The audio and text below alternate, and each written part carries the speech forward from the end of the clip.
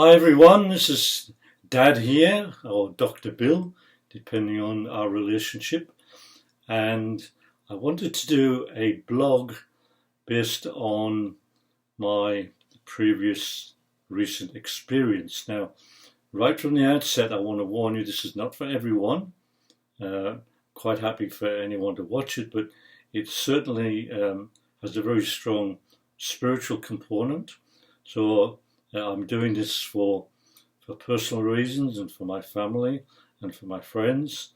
So anyone who wants to tag along, that's fine. But I just warn you at the beginning. So yeah, it's not for everyone. Now, just a quick history of my sickness. As most of you know, I had my arm amputated 4.5 years ago, and about 4 months ago, I got a problem with basal cell carcinoma behind my ear.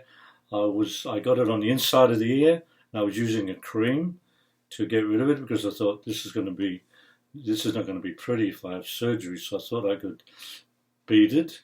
Unfortunately, even though the cream helped it on the inside of the ear, on the back of the ear, it grew through, and it grew quite large and aggressive. So I went to see about it and get it dealt with.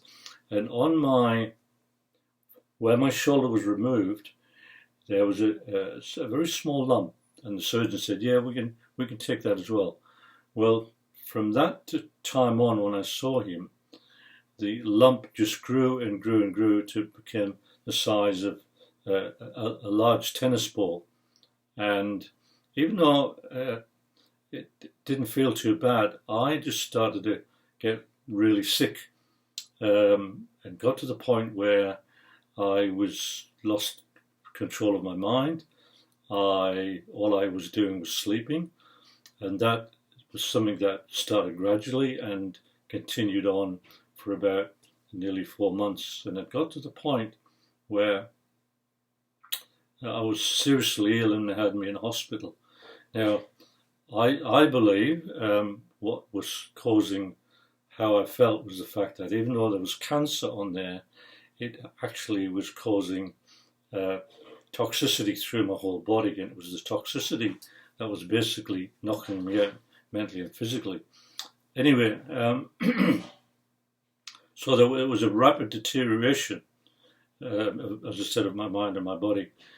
And, I was seeing the doctors at the hospital. Now, it got to the point where I became so seriously ill, they thought I was going to die, literally. And the surgeons, I have great respect for them. They saved my life, literally. But they have these protocols that they're meant to follow. And if the protocol doesn't match, then they often won't proceed. So they didn't want to operate because all the protocols weren't there. And eventually, long story short, because I was going to die, and they didn't think I'd live through it, the operation, they operated anyway. And within 2 days from the operation, I was actually a zillion times better mentally. So I had this huge wound on my back, probably about the size of a football, not as deep, but just in shape. So I have this huge wound on my back, and I had the operation 10 days ago from today, on the 4th of November 2020, and within a couple of days I was just amazingly better. So I stayed in hospital for a week and stayed a bit longer than normal so I could get the skin grafter treated on my back, and then I came home about 4 days ago. I cannot believe you cannot believe the difference of being in hospital for a week and then coming out of hospital. Words just can't describe. It was like maybe a bad example, getting $1 million. I mean, that's how good it felt. So I got out of hospital. I'm probably just jumping around a bit here, and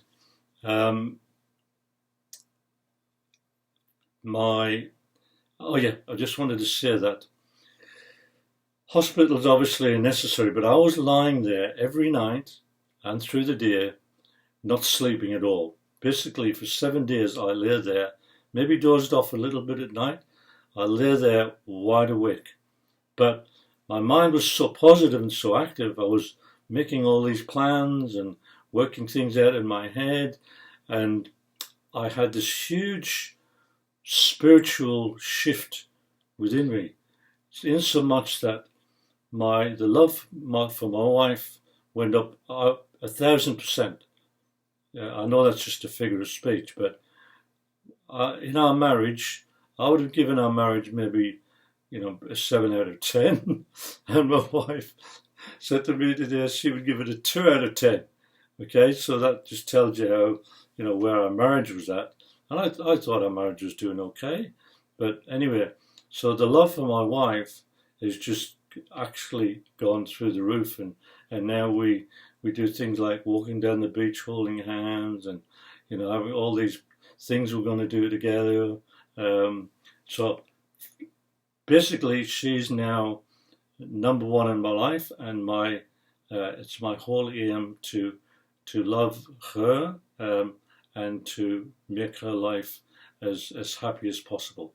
She was amazing through the whole ordeal, strong as, and so she's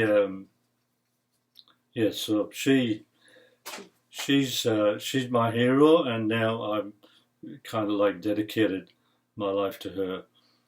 Also, I felt a similar love for my family and for my friends and basically for everyone. All I wanted to do was wanted to do was to love and serve God and to help others. Now, I've always been that way inclined, but this again is about 1,000% greater. Now, I'd like to just touch on how I was healed, because I think that's important. So I think there's a number of reasons why I was able to pull through. Number one, of course, is God's power. I think God's power was very important there. However, I believe that God works through our faith. If you read the New Testament, Jesus was able to heal some people, but not others, because, as it says there, they didn't have the faith to be healed. And so many things that require God's power also require our faith to activate that power. So I had, of course, I belong to a church that where the men hold the priesthood of the Saviour, and I had all the men using their faith that were praying for me in my church. I had my bishop who gave me a couple of blessings, which had the Saviour been there, he would have done the blessing, but my bishop gave me blessings. So I had my fellow members and the sisters at church all praying for me and using their faith. I had all my family that were doing the same thing, that were all praying for me. I had friends, so I had this great group of people that were all using their faith and their prayers to help me. And so I want to take this opportunity to thank all of those that actually played a part in basically saving my life. And I'm not being melodramatic about that. A couple of interesting things on the side. A few days after the operation, when I was talking to my son, he said, you were dying, Dad. And I said, really? I didn't realize, because my mind had gone. I didn't realize he was dying. He said, no, you were dying. And I thought, I'll just double check that with my, Heather, my wife. And I checked with her. She said, yeah. She said, you were definitely on your way out. So that's not being melodramatic. That's just going by what they were saying. So I want to thank, as I said, everyone involved for basically saving my life. Now, my daughter visited just recently, and she pointed something out also that I didn't think of. So this is not me saying how wonderful I am, It's my daughter saying, "But you know, Dad, you're also a fighter." So I thought that was interesting that she would make that observation. Now, in closing, I just want to again say how I've had a major shift in my outlook on life, on my marriage, on my family. I've had a major shift in spirituality, in love. All I want to do is to make a difference in the world and to help people. So that's it. That's basically it. I don't really need to say any more. That's my story, and I thank you for listening. And I love you all. And life is really wonderful, but hopefully you shouldn't have to have a near-death experience to experience that. Will some of it wear off? Probably, but even if I just maintain 50% of it, it will still be well worthwhile. So thank you all again for everything you've done for me.